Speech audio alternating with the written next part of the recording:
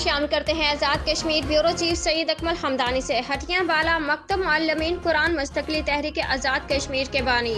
مجلس تحفظ علماء حق ضلع جہلم ویلی آزاد کشمیر کے ناظم نشر و اشاعت حافظ قاری ساجد اوان کے قاتل کو ایس پی جہلم ویلی خرم اقبال کی نگرانی میں ایس ایچ او سٹی ہٹیاں بالا لیاقت حمید نے نفری 24 گھنٹوں میں گرفتار کر کے حوالات میں بند کر دیا۔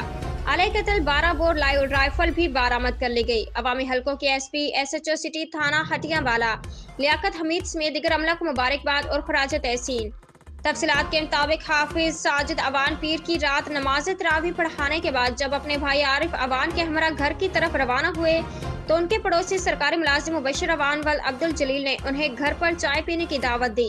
مقتول اور ان کے بھائی عارف اوان نے چائے کی دعوت قبول کرتے ہوئے مبشر اوان کے گھر بیٹھ گئے۔ چائے پینے کے بعد مقتول کے بھائی عارف اوان اٹھ کر گھر چلے گئے اور مقتول ساجد اوان وہیں بیٹھ کر مبشر اوان کے ساتھ گپ شپ لگاتے رہے۔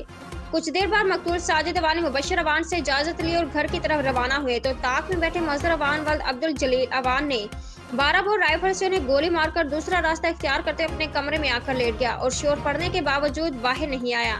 جیسے باہر کچھ ہوا ہی نہ ہو۔ اس دوران شور پڑنے پر مبشر اوان، مقتول کے بھائی اور دیگر لوگ جمع ہو گئے اور انہوں نے مقتول ساجد اوان کا خون بند کرنے کی کوشش کی لیکن وہ کامیاب نہ ہوئے اور مقتول کو ڈسٹرکٹ ہیڈ کوارٹر ہسپتال ہٹیاں بالا پہنچایا گیا جہاں پر مقتول ساجد اوان زخموں کی تاب نہ لاتے ہوئے زندگی کی بازی ہار گئے۔ منگل کے روز مقتول کی نماز جنازہ کی ادائیگی اور تدفین کے بعد ایس ایچ او سٹی ہٹیاں بالا لیاقت حمید نے نفری ہٹیاں بالا کے نواحی علاقے فلاٹی پہنچ کر دوبارہ تفتیش شروع کرتے ہوئے پیشہ ورانہ مہارت کا مظاہرہ کرتے ہوئے قاتل مظہر اوان کو گرفتار کر لیا۔